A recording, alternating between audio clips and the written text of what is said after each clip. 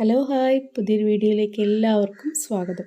ഇന്നത്തെ വീഡിയോയിൽ lining blouse perfect ആക്കാനുള്ള ആരും പറഞ്ഞു തരാത്ത എല്ലാ കാര്യങ്ങളും ഇന്ന് ഈ വീഡിയോയിൽ കിട്ടും. അതുമാത്രമല്ല, പാഡഡ് ബ്രാ ഉപയോഗിച്ച് ബ്ലൗസ് ഇട്ട് സാരി ഉടുത്ത് നല്ല ഷേപ്പിലാവുന്നവർക്ക് ബ്ലൗസ് നമ്മൾ എങ്ങനെയാണ് തയ്ക്കേണ്ടത് നിങ്ങൾക്ക് അറിയാമോ? കൂടാതെ നമ്മൾ ബ്രൈഡ്സിൻ്റെ ബ്ലൗസ് തയ്ക്കുമ്പോൾ ഫ്രണ്ട് സൂപ്പർ ആവാനുള്ള കാര്യങ്ങളും ഈ വീഡിയോയിലുണ്ട്. വീഡിയോ സ്കിപ്പ് ചെയ്ത് കണ്ടാൽ ഈ പറയുന്ന എല്ലാ കാര്യങ്ങളും നിങ്ങൾക്ക് കിട്ടുള്ളൂ. പലർക്കും ബ്ലൗസിൽ വരുന്ന കുറച്ച് പ്രോബ്ലംസ് സംശയം ചോദിച്ചതും കൂടി ഇതിൽ തച്ച് കാണിച്ച് പോകുന്നുണ്ട്. അതുകൊണ്ട് വീഡിയോ കുറച്ച് ലെങ്തിയാണ്. വീഡിയോ ഇഷ്ടമാവണമെങ്കിൽ ലൈക്ക് ചെയ്യണേ. നമുക്ക് ആദ്യം ക്രോസ് പീസ് ജോയിൻ ചെയ്ത് വെക്കണം. അതിനുശേഷം ബാക്കിലേക്കുള്ള പടി, അങ്ങനെ ഒന്നൊന്നായിട്ട് നമുക്ക് ലൈനിങ് ബ്ലൗസിൻ്റെ ഓരോ കാര്യങ്ങളിലേക്ക് പോകാം. ഇനി നമ്മൾ ബാക്ക് പീസ് അതിൻ്റെ ലൈനിങ്ങുമായിട്ട് ജോയിൻ ചെയ്യണം. അത് ചെയ്തിരിക്കണം, ഇല്ലെങ്കിൽ പല കുഴപ്പങ്ങളും വരെ നമുക്ക് തിരിച്ചറിയാൻ പറ്റില്ല എന്തുകൊണ്ടാണ് ഈ പ്രശ്നം വന്നതെന്ന്. അപ്പോൾ നമുക്കിതാ ഇത് നോക്കി, ഇവിടെ ഒരു മാർക്കിംഗ് കൊടുത്തിട്ടുണ്ട് മെയിൻ പീസിലും ലൈനിങ്ങിലും. അത് കഴുത്തിൻ്റെ സെൻറ്റർ മാർക്ക് ചെയ്തിരിക്കുകയാണ്. നമ്മളിങ്ങനെ കഴുത്തിൽ നിന്നാണ് ഇത് വെച്ച് വരേണ്ടത്, ലൈനിങ്ങുമായിട്ട് ജോയിൻ ചെയ്ത് വരേണ്ടത്. ഇങ്ങനെ വച്ച് വരുമ്പോൾ എന്താ, ഇവിടെ എത്തുമ്പം തോള് ചിലപ്പോൾ ഇങ്ങനെ കുറച്ചധികമായിരിക്കും. മിക്കവർക്കും അങ്ങനെ വരും. അത് തുണി വലിഞ്ഞ് വരുന്നതാണ് നമ്മളിങ്ങനെ തച്ച് വരുമ്പം. അപ്പോൾ അവിടെ എത്തുമ്പോൾ എന്ത് പറ്റും, ഇതങ്ങ് കട്ട് ചെയ്ത് കളയാം, അധികമല്ലേ. പക്ഷെ നമ്മൾ അധികം കട്ട് ചെയ്തിട്ടില്ല, കറക്റ്റേ കട്ട് ചെയ്തോളൂ. ഇതാ ഇങ്ങനെ അകത്തോട്ട് വെച്ച് തന്നെ തയ്ക്കണം. നമ്മൾ തച്ച് പോയിട്ടുണ്ടെങ്കിൽ തച്ച് വരുമ്പോഴാണ് അങ്ങനെ ആകുന്നത്. അപ്പോൾ ആ സ്റ്റിച്ച് അഴിച്ച് വന്നിട്ട് ഇത് അകത്തോട്ട് വെച്ച് തന്നെ നമ്മൾ തയ്ക്കണം. നമ്മളങ്ങ് കട്ട് ചെയ്ത് കളയാൻ മാത്രമേ ചെയ്യുന്നുള്ളൂ. ഇത് ഇവിടെ ഇതേപോലെ അധികം നിൽക്കും. പിന്നെ ഇത് കട്ട് ചെയ്യും. ഇത് കട്ട് ചെയ്തില്ലെങ്കിൽ ഇത് മാത്രം അകത്തോട്ട് വെച്ച് അവിടെ അങ്ങ് തയ്ക്കുമ്പം ലൈനിങ് അവിടെ ഒരു പിടുത്തം വരും. അപ്പോൾ ചിലപ്പം കഴുത്ത് വലത്തോട്ട് വലിഞ്ഞു വരുന്നതിന് ഇതും ഒരു കാരണമാവും. വേറെയും കാരണങ്ങളുണ്ട്, അത് നമുക്ക് വേറൊരു വീഡിയോയിൽ പറയാം. അപ്പം നമ്മൾ നെക്കിൻ്റെ സെൻറ്ററിലൊരു മാർക്കിംഗ് കൊടുത്തിട്ടുണ്ട്. നമ്മളിങ്ങനെ തച്ച് വരുമ്പോഴത്തേക്ക് അറിയാൻ പറ്റും, ആ നെക്കിൻ്റെ അടുത്ത് മാർക്കിംഗ് രണ്ടും ഒരേ സ്ഥലത്ത് തന്നെ ഉണ്ടെങ്കിൽ അപ്പോഴ് വരെ നമുക്ക് കറക്റ്റായിട്ടാണ് വന്നേക്കുന്നത്. അതല്ല, അത് മാർക്കിംഗ് മാറിയാണ് നിൽക്കുന്നതെങ്കിൽ ലൈനിങ്ങിൻ്റെയും മെയിൻ പീസിൻ്റെയും, അപ്പോൾ നമ്മൾ തിരിച്ചറിഞ്ഞോണം ലൈനിങ് ഒത്തിരി വലിഞ്ഞിട്ടാണ് വരുന്നത്, നമ്മളത് ശ്രദ്ധിച്ച് തയ്ക്കണമെന്ന്. ഇതുപോലെ എല്ലാം നീറ്റാക്കി വെച്ചിട്ടേ നമുക്ക് തയ്ച്ച് പോകാവൂ. ഓരോ ലൈനിങ്ങിൻ്റെ ഓരോ ഭാഗവും നമ്മൾ കറക്റ്റാക്കി വെച്ച് തന്നെ ശ്രദ്ധിച്ച് തയ്ച്ച് പോകണം. അങ്ങനെ വരുമ്പോൾ നമുക്ക് എവിടെയെങ്കിലും ലൈനിങ് അധികമായിട്ടുണ്ടെങ്കിൽ അകത്തോട്ട് എടുത്ത് വെച്ച് തയ്ക്കാൻ പറ്റും. പിന്നെ ഞാൻ ചെയ്തിട്ടുള്ള വേറൊരു കാര്യം കൂടി പറയട്ടെ. നമ്മൾ ചില ടൈപ്പ് തുണികൾ നമ്മളെ കയ്യിൽ നിൽക്കത്തില്ല, ബിഗിനേഴ്സിന് അത് നന്നായിട്ട് അറിയാം. അപ്പോൾ ഞാൻ എന്ത് ചെയ്യുമെന്ന് വെച്ചാൽ, ആ ഷിഫോൺ ടൈപ്പിലുള്ള വിത്ത് ബ്ലൗസ് എല്ലാം ബാക്ക് നെക്ക് കട്ട് ചെയ്യാതെ തന്നെ നമുക്ക് ബാക്കും ലൈനിങ്ങുമായിട്ട് ജോയിൻ ചെയ്തങ്ങ് തച്ച് വയ്ക്കും. അതിനുശേഷം ഇവിടെ നിന്ന് ഷോൾഡർ ലൈൻ വരെ സെൻറ്ററിൽ കൂടി ഒരു സ്റ്റിച്ചും കൂടി കൊടുക്കും. അതിനുശേഷം ബാക്ക് ടക്ക് എടുക്കും, ബാക്ക് പടി തച്ച് വയ്ക്കും. എന്നിട്ട് നമ്മൾ നെക്ക് കട്ട് ചെയ്താൽ നെക്കിനൊരു പ്രശ്നവും വരില്ല. അങ്ങനെയൊക്കെ ചെയ്തിട്ടുണ്ട്. ഇതൊക്കെ ഒരു അധിക പണി അല്ലെങ്കിൽ ഒരു പാഴ്പണി, സമയം വേസ്റ്റ് അങ്ങനെയൊന്നും വിചാരിക്കരുത്. നമുക്ക് ബ്ലൗസ് നീറ്റാവണം. ഇവിടെ ഈ ലൈനിങ് ഇങ്ങോട്ട് നിൽക്കുകയാണെങ്കിൽ ഇങ്ങനെ അകത്തോട്ട് വെച്ച് നമുക്ക് മൊത്തം സ്റ്റിച്ച് കൊടുക്കാം. ഇവിടെ ഇങ്ങനെ മാർക്ക് ചെയ്ത സ്ഥലത്തൂടെ ഒരൊറ്റ സ്റ്റിച്ചും കൊടുക്കണം. രണ്ട് വശത്ത് ഇതുപോലെ കൊടുത്ത ശേഷം ആ തുമ്പ് കട്ട് ചെയ്തിട്ട് പിന്നീട് നമ്മൾ അവിടെ ടക്ക് പിടിക്കുമ്പം എല്ലാ പീസും നമുക്ക് കിട്ടും. അല്ലെങ്കിൽ ഇതുപോലെ ലൈനിങ് മാത്രമായിരിക്കും ചിലപ്പം കിട്ടുന്നത്. നമ്മൾ സ്പീഡിലൊക്കെ അങ്ങ് തച്ച് പോകുമ്പോഴേ, നമ്മൾ ഈ ടക്ക് കൊടുക്കുന്നതിൻ്റെ ഉദ്ദേശം എന്താണ്, ബാക്ക് അവിടെ നല്ല ഒതുങ്ങി നീറ്റായി കിട്ടാൻ വേണ്ടിയിട്ടാണ്. അപ്പം 4 പീസും ആ മൊത്തം പീസും നമ്മുടെ കയ്യിൽ കിട്ടിയില്ലെങ്കിൽ ആ ഒരു ഭംഗി ബാക്കിൽ കിട്ടുമോ, വെറുതെ ചുളുക്കായി കിടക്കും. ഒരു വശത്ത് നമ്മൾ ടക്ക് കൊടുത്തു കഴിഞ്ഞു. ഇനി നമ്മൾ ഇവിടെ തയ്ക്കുമ്പം ഇതിനിടയ്ക്ക് ഇതൊന്നും ലൂസായി കിടക്കുന്നില്ല നമ്മൾ ഉറപ്പ് വരുത്തണം. അതായത് ഇവിടെ നല്ലൊരു ഇങ്ങനെ പിടിക്കണം. ഇങ്ങനെ പിടിച്ച് ഈ ലൈനിങ്ങും ഇതൊന്നും അധികം കിടക്കില്ല എന്ന് ഉറപ്പ് വരുത്തിയതിന് ശേഷമാണ് ഇവിടെ ഒരു സ്റ്റിച്ചിങ്ങിനെ കൊടുക്കുന്നത്.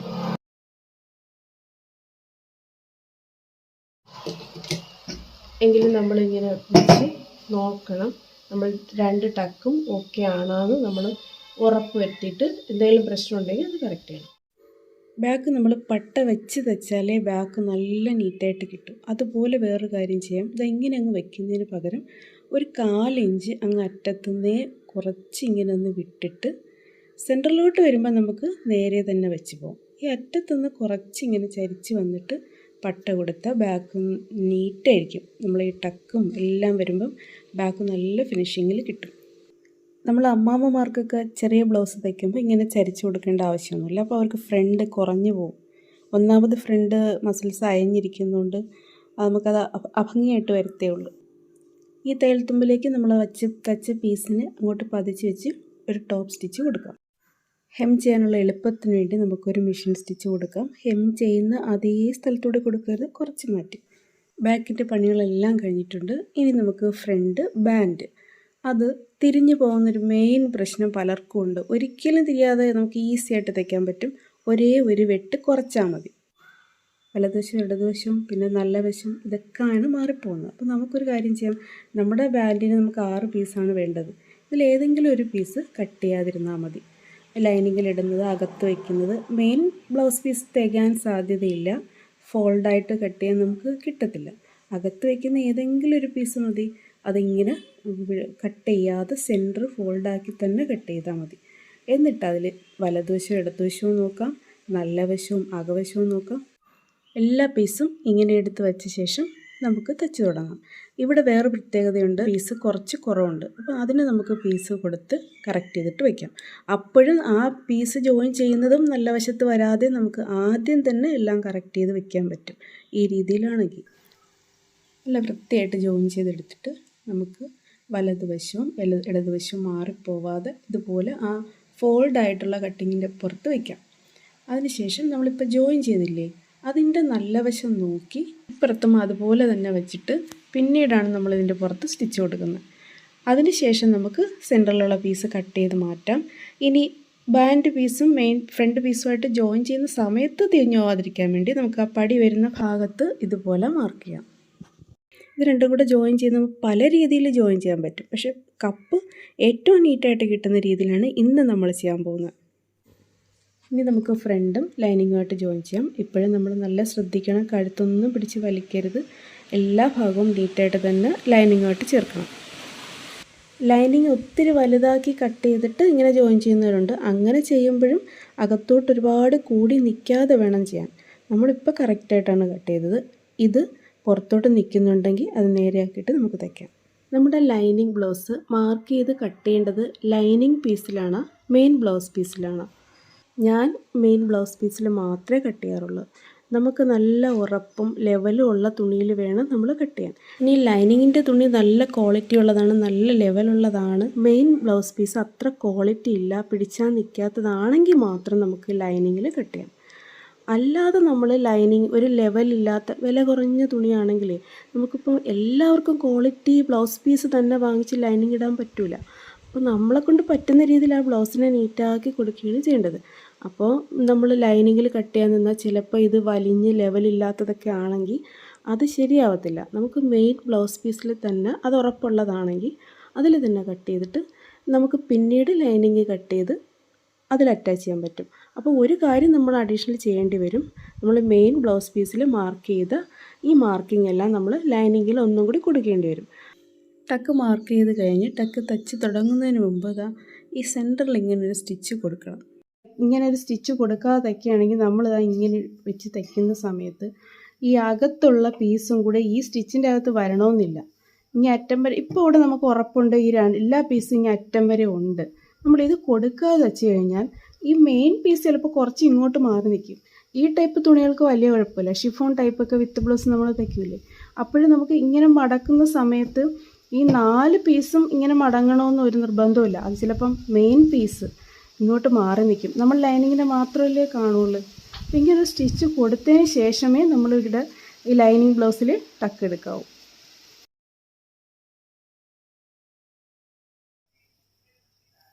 നമുക്ക് മാർക്ക് ചെയ്തതുകൊണ്ട് അത് ഇങ്ങനെ കറക്റ്റായിട്ട് അവിടെ തന്നെ വെച്ചിട്ട് ഇങ്ങനെ നമുക്ക് ടക്ക് കൊടുക്കാം.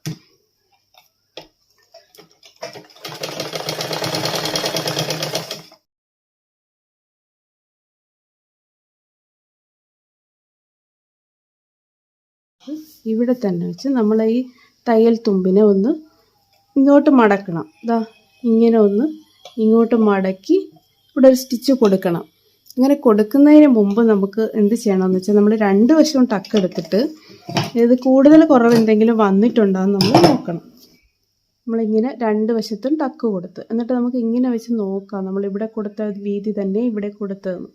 എന്നിട്ട് നമുക്ക് ഇതിനെ ഇങ്ങനെ ഒന്ന് മടക്കി ഇങ്ങനെ ഒന്ന് സ്റ്റിച്ച് കൊടുക്കാം 2 വശത്തും.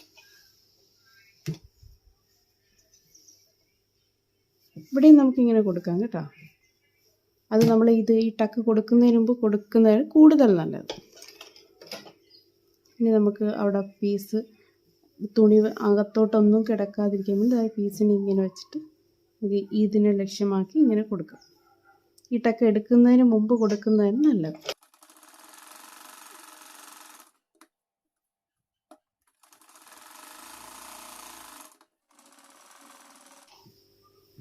നമ്മൾ തച്ച ടക്ക് കറക്റ്റായിട്ടില്ലേ നമുക്ക് നോക്കാം.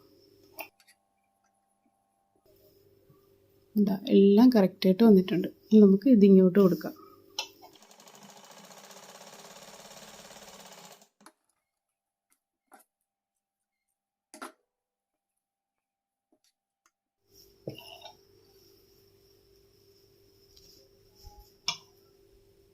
നമ്മളിതാ ഇങ്ങനെ വെച്ച് നോക്കുമ്പോൾ ഇതും സെയിം ആയിരിക്കണം കേട്ടോ.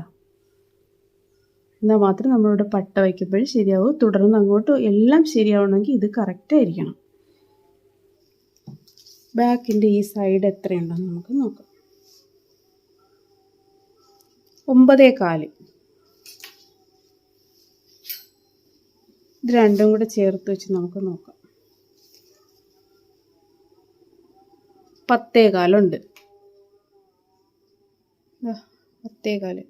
അപ്പോൾ നമുക്ക് ഇത് രണ്ടും കൂടെ ചേർക്കുമ്പോൾ കറക്റ്റ് 9.25. ഒരു ഇഞ്ചാണ് നമുക്ക് കൂടുതലുള്ളത്. ഇവിടെ അരയിഞ്ച് ഇവിടെ അരയിഞ്ച് എടുക്കാനുണ്ട്. 3/4 ഇഞ്ച് ആയാലും മതി നമുക്ക് ഇവിടെ രണ്ടും കൂടെ. അപ്പോൾ നമുക്ക് നല്ലതുപോലെ ഇവിടെ തുമ്പുണ്ട്. ഇനി നമുക്കിവിടെ ഈ ഒരു പോയിൻ്റ് ഇത് ഏറ്റവും പെർഫെക്റ്റ് ആയിട്ട് ഇരിക്കണമെങ്കിൽ നമ്മൾ എങ്ങനെ തയ്ക്കണമെന്നറിയാമോ? ഇത് കവർ ചെയ്ത് തയ്ക്കണം. ഈ ബാൻഡ് ഇതും കൂടെ ജോയിൻ ചെയ്യുമ്പോൾ നമ്മൾ കവർ ചെയ്ത് തയ്ക്കണം.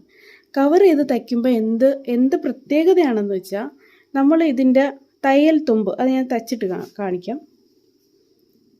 കട്ടിങ്ങിൻ്റെ ബാൻഡ് പീസിൻ്റെ ഒരു പീസിനെ മാത്രം ഇങ്ങോട്ട് തള്ളിയിട്ട് ബാക്കി 2 ഇങ്ങനെ വെച്ചേക്കണം. ഈ 2 നമുക്ക് നല്ല വശത്ത് വരാൻ വേണ്ടി ഇങ്ങനെ വെച്ചേക്കണം.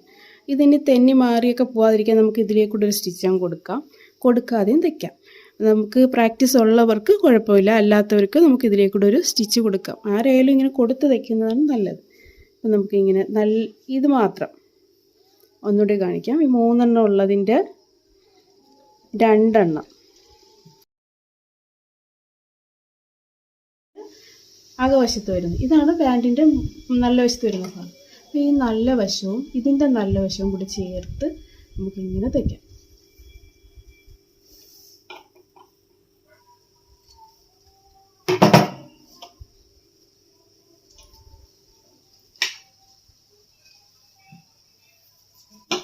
ഈ ഭാഗത്തിന് ഇങ്ങോട്ട് മടക്കി കൊണ്ടുവരണം.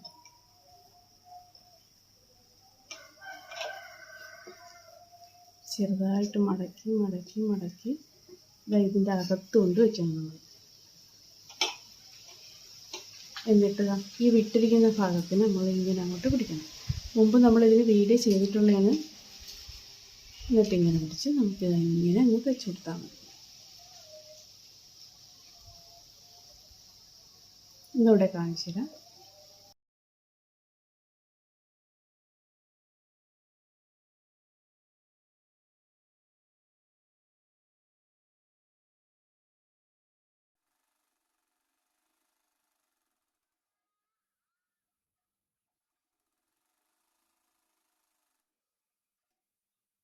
ഇനി നമുക്ക് ഈ വശത്തോട് ഇതിനെ പുറത്തെടുക്കാം.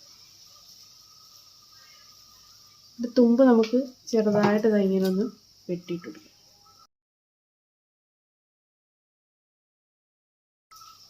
ഇതിലേക്കൂടി ഇതിനെ പുറത്തെടുക്കാം. ഇത് പുറത്തെടുക്കുന്നതിന് ബുദ്ധിമുട്ടൊന്നുമില്ല, നമുക്ക് ഈസിയായിട്ട് എടുക്കാൻ പറ്റുന്നതേ ഉള്ളൂ. പിന്നെ എന്താണെന്ന് വെച്ചാൽ കുറച്ച് ചുളുങ്ങിയിരിക്കും, പക്ഷേ അത് അയൺ ചെയ്താൽ മാറുന്ന ചുളുവേ ഉള്ളൂ. ഈ രീതിയിൽ തയ്ച്ചാൽ നമുക്ക് ഫ്രണ്ട് നല്ല ഷേപ്പിൽ കിട്ടും. അത് ആ ഒരു സ്റ്റിച്ച് ഫ്രണ്ട് ഭാഗം ഉയർന്ന് നിൽക്കുന്നതിന് യാതൊരു തടസ്സവും ഉണ്ടാവില്ല. എന്താണെന്ന് വെച്ചാൽ തയ്യൽ തുമ്പ് ഇത് രണ്ടും കൂടെ ജോയിൻ ചെയ്ത തയ്യൽ തുമ്പ് ഈ ബാൻഡിൻ്റെ അകത്താണ് ഇപ്പോൾ ഇരിക്കുന്നത്. അപ്പോൾ ഈ ഒരു ടക്കിന് നല്ല ഫ്രീ ആയിട്ട് വിടർന്ന് നിൽക്കാൻ പറ്റും.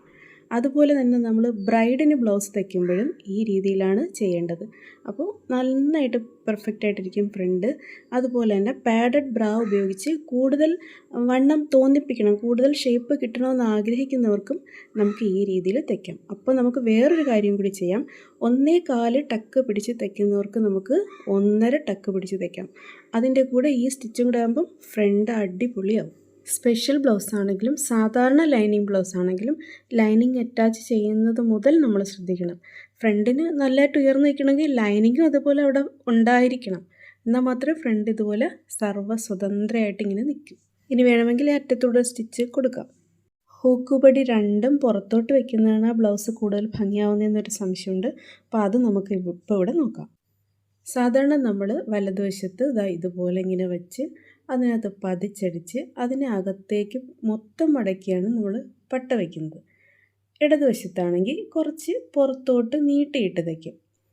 എല്ലാ ബ്ലൗസിനും നമുക്ക് ഒരുപോലെ പട്ട പുറത്തോട്ട് നീട്ടി കൊടുക്കാൻ പറ്റത്തില്ല.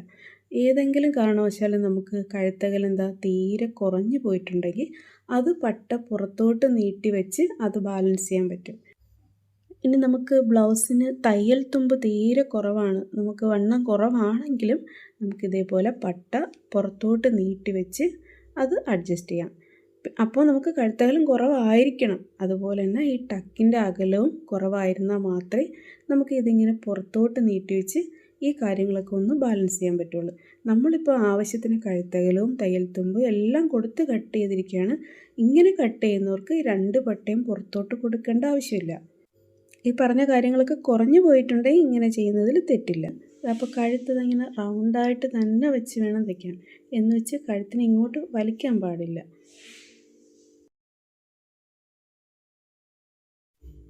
ഇടതുവശത്ത് പടി തയ്ക്കുമ്പോഴും അതുപോലെ തന്നെ നമുക്ക് ഈ കഴുത്തിൻ്റെ ഭാഗം ഇങ്ങോട്ട് വലിയാതെ തയ്ക്കണം. ഇതുപോലെ നമുക്ക് കറക്റ്റ് ഗ്യാപ്പിൽ ഹൂക്ക് പടി വയ്ക്കാം.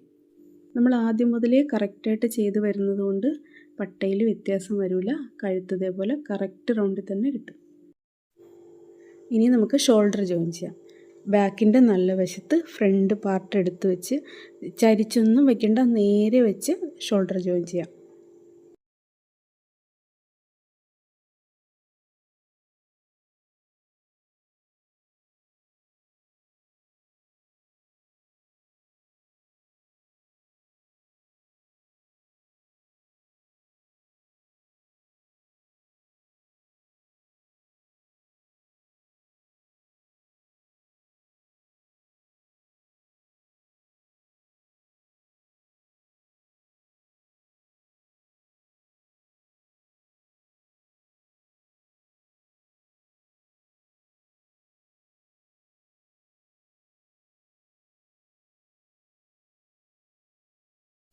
ഇനി നമ്മൾ ആദ്യം തന്നെ നീറ്റാക്കി വെച്ചിരിക്കുന്ന ക്രോസ് പീസ് എടുത്ത് അത് ഒറ്റ പീസായിട്ട് ഇങ്ങനെ വെച്ച് തയ്ക്കണം.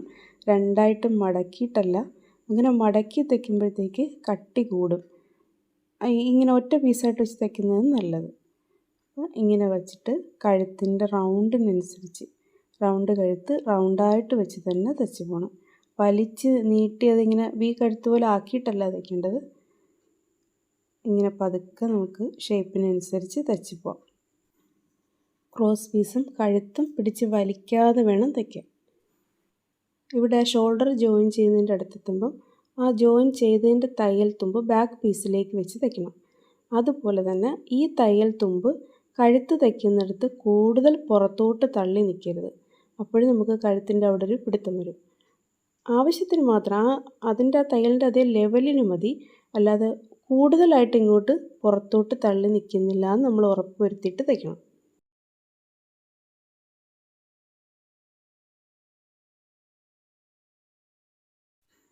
ഈ രീതിക്ക് നമുക്ക് കഴുത്ത് മൊത്തം തയ്ച്ചെടുക്കാം.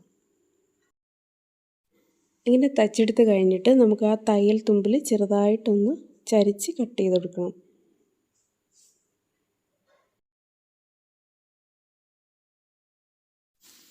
കഴുത്ത് തയ്ച്ചപ്പോൾ ഈ തയ്യൽ തുമ്പ് എല്ലായിടത്തും ഒരുപോലെ തന്നെ പോകണം.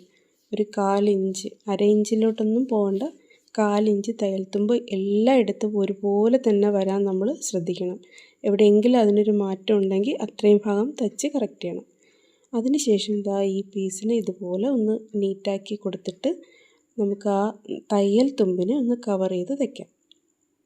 നമ്മളിപ്പോൾ കൊടുക്കാൻ പോകുന്ന സ്റ്റിച്ച് ഈ ക്രോസ് പീസിലാണ്, എന്നാൽ ബ്ലൗസ് പീസിനോട് ചേർന്ന് ക്രോസ് പീസിലാണ് സ്റ്റിച്ച് വീഴേണ്ടത്. ഒരു കാരണവശാലും ക്രോസ് പീസിൻ്റെ അറ്റത്ത് കൂടി ഈ അറ്റത്ത് കൂടി സ്റ്റിച്ച് വീഴരുത്. ഇവിടെ സ്റ്റിച്ച് വീണാൽ നമുക്കിങ്ങനെ കഴുത്തിൽ വെച്ച് ഹെം ചെയ്യാൻ പറ്റില്ല. ഇങ്ങനെ മടക്കി ഇങ്ങനെ വെച്ചിട്ടല്ലേ ഹെം ചെയ്യുന്നത്. അപ്പോൾ കഴുത്തിൻ്റെ ആ ഷേപ്പിനനുസരിച്ച് ക്രോസ് പീസ് ഇങ്ങനെ വലിഞ്ഞ് വരണം. അപ്പോൾ നമ്മളവിടെ മെഷീൻ സ്റ്റിച്ച് കൊടുത്താൽ ആ അറ്റം അതിങ്ങനെ വലിഞ്ഞ് വരത്തില്ല. ആരെങ്കിലും തയ്ക്കുമ്പം അബദ്ധത്തിൽ ആ അറ്റത്തു കൂടി സ്റ്റിച്ച് പോയി കഴിഞ്ഞാൽ ആ ബ്ലൗസിൻ്റെ കഴുത്ത് ഭയങ്കര ചുളുക്കായിരിക്കും.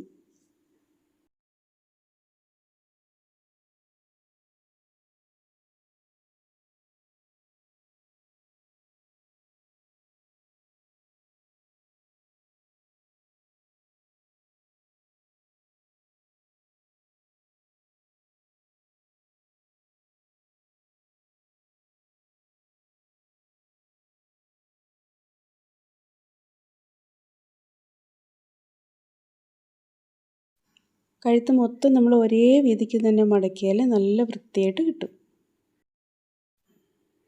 ഇത് മൊത്തം തയ്ച്ച് കഴിഞ്ഞിട്ട് നമ്മൾ ഇപ്പം വച്ച് തയ്ച്ച ക്രോസ് പീസ് ഇല്ലേ, അതിൽ അധികമായിട്ടുള്ള കുറച്ച് തുമ്പ് കാണും. അത് കുറച്ചങ്ങ് കട്ട് ചെയ്ത് കളയണം. അതും കൂടി നീറ്റായിട്ട് ചെയ്താൽ പിന്നെ കഴുത്തിൽ ഹെം ചെയ്താൽ മാത്രം മതി, വേറൊന്നുമില്ല.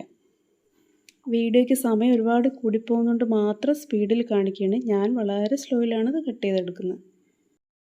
കഴുത്ത് ഇതുപോലെ കിട്ടും. നമുക്ക് ഹെം ചെയ്താൽ മതി. ഇനി കൈയാണ്. കൈ പഫ് സ്ലീവാണ്. അപ്പോൾ നമുക്ക് അതിൻ്റെ അറ്റം ലൈനിങ് കൊണ്ട് തച്ച് തിരിച്ചിടാം. ഈ തയ്യൽ തുമ്പിലോട്ട് ലൈനിങ് പീസ് വെച്ച് പതിച്ച് തയ്ക്കാം.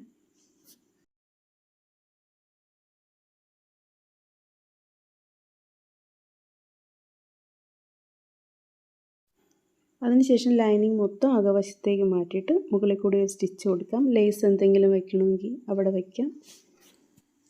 സ്ലീവും അതിൻ്റെ ലൈനിങ് കൂടി മൊത്തം ജോയിൻ ചെയ്തിട്ട് നമുക്കിതുപോലെ പ്ലേറ്റ് കൊടുക്കാം. രണ്ട് സ്ലീവിലും ഇതുപോലെ പ്ലേറ്റ് ഇട്ടിട്ട് നമുക്ക് ബ്ലൗസിൽ വെച്ച് തയ്ക്കാം. കുഴിച്ച് കട്ട് ചെയ്തിട്ടുണ്ട് വലതുവശം ഇടതുവശം. ഷോൾഡർ 3.5 ഉണ്ട്. കുഴിച്ച് കട്ട് ചെയ്തതനുസരിച്ച് ഇത് ഇടതുവശത്തെ സ്ലീവാണ്. നമുക്ക് ഇങ്ങനെ വെച്ച് തയ്ക്കാം.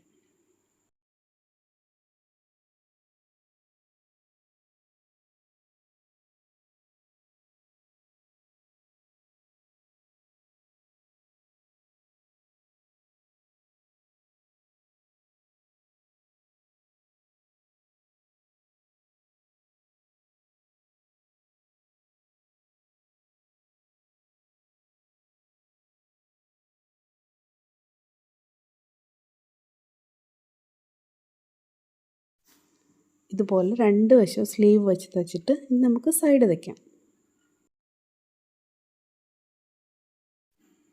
കറക്റ്റ് അളവോടെ മാർക്ക് ചെയ്തിട്ടുണ്ട്. അതിൽ നിന്ന് 1/4 ഇഞ്ച് വ്യത്യാസത്തിലാണ് ഇപ്പം തച്ച് പോകുന്നത്. ആദ്യത്തെ ഒരു സ്റ്റിച്ച് കൊടുക്കുന്നത്.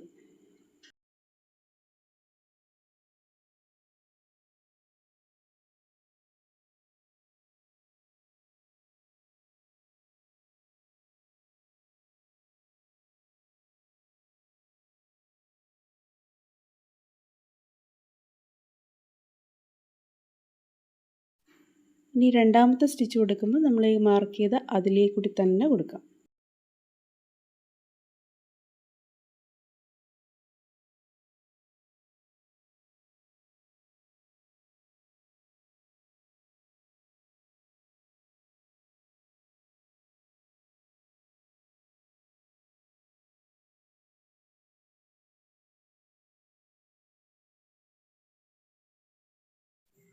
ഓരോരുത്തരുടെയും അളവുകൾക്കും ഇഷ്ടത്തിനും അനുസരിച്ച് നമ്മൾ പല മാറ്റങ്ങളും വരുത്തണം.